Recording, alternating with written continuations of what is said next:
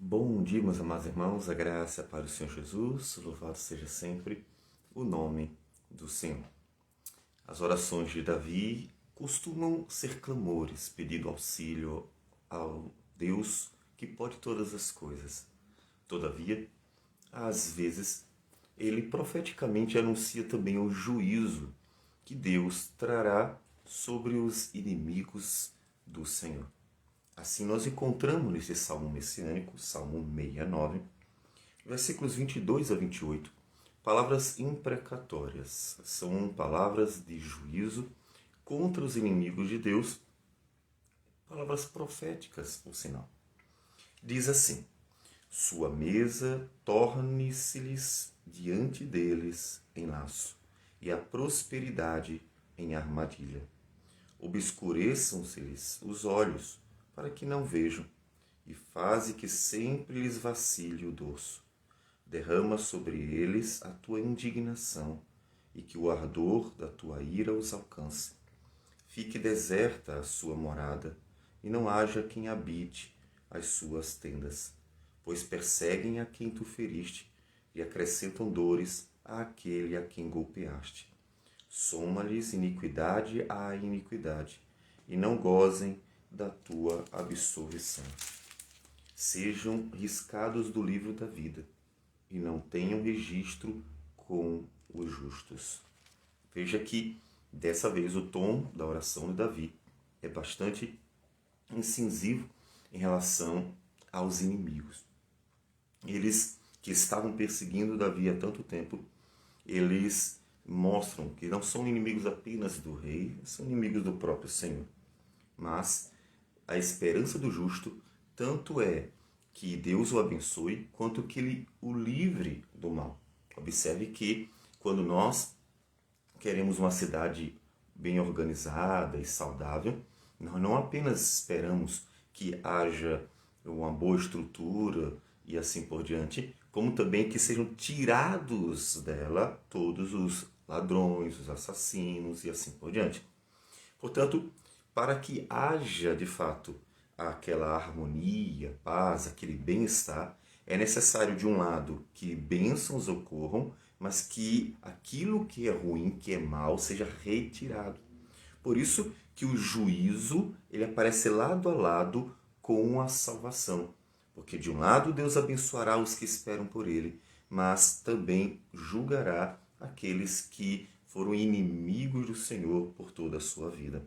E então, as duas coisas apontam para o mesmo fim. Um fim que é uma vida eterna, onde não haverá mais o mal. Davi, então, profeticamente fala do juízo de Deus contra os ímpios.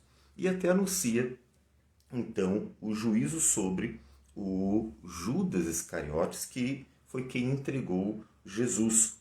Em Atos dos Apóstolos, capítulo 1, versículo 20, os apóstolos citam quando Pedro se levanta para organizar a escolha do substituto da vaga para a vaga de Judas Iscariotes.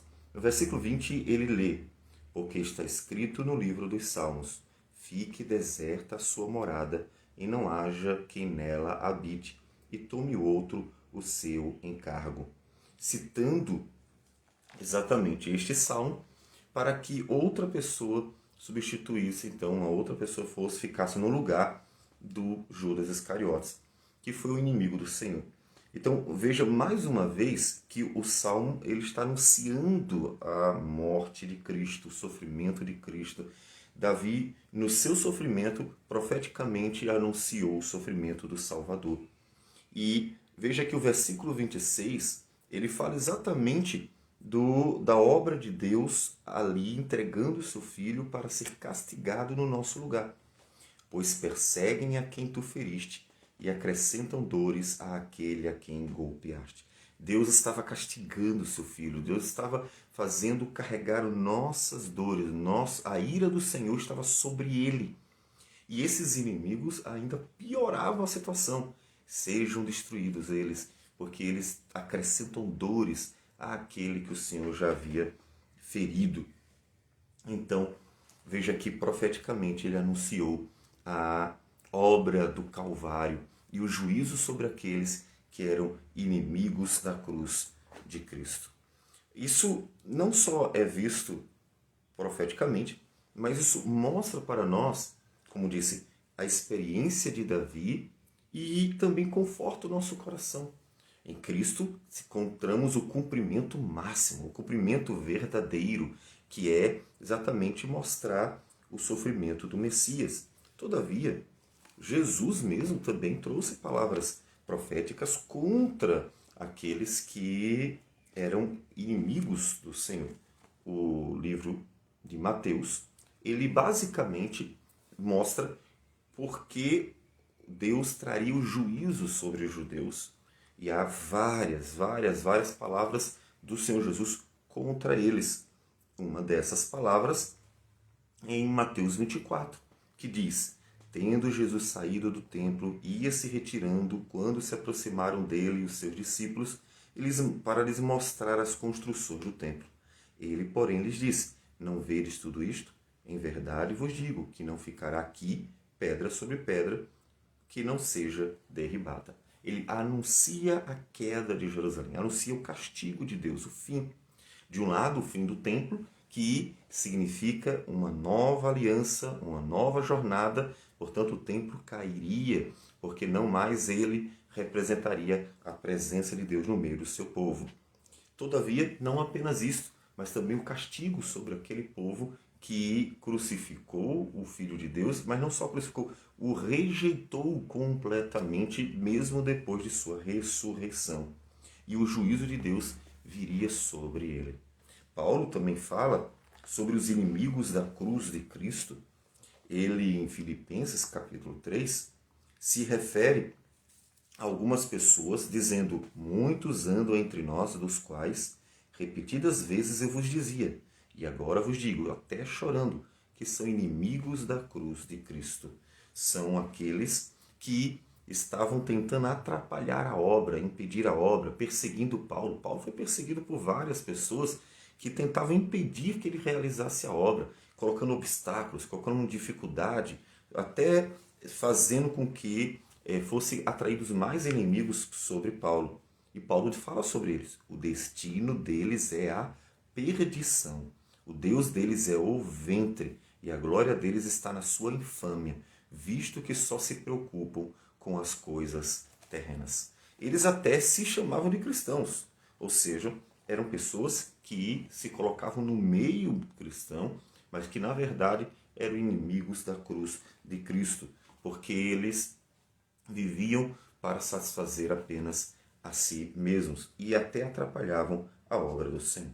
Pois bem, essa palavra de Davi nos fala de que realmente temos também a esperança de que Deus nos livrará dos nossos inimigos.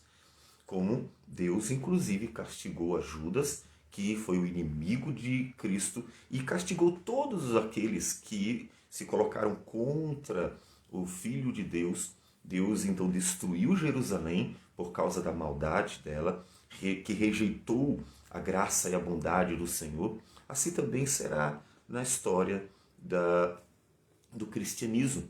Não podemos dizer que apenas no final, porque muitas vezes Deus fez isso, como por exemplo o caso de Roma. Roma foi queimada como um cumprimento da palavra do Senhor em Apocalipse, que nos falou sobre a destruição da Babilônia, que era a grande inimiga do povo do Senhor, porque perseguiu e matou cristãos durante bastante tempo.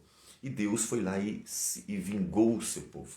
Isso tudo nos traz então a certeza, a esperança de que Deus também nos livrará dos nossos inimigos. E nós devemos continuar persistindo e perseverando, sabendo que apesar de dias difíceis e maus, eles terão um fim, porque o Senhor nos livrará dos inimigos, nos livrará dos homens maus, daqueles que não importa que aparência tenham, não importa até onde eles estejam, mas que aqueles que são inimigos da cruz de Cristo, que no final das contas o Deus deles é apenas o ventre, só pensam nas coisas terrenas e então tentam impedir que a obra seja feita, que a vontade de Deus seja realizada, que o nome de Deus seja glorificado.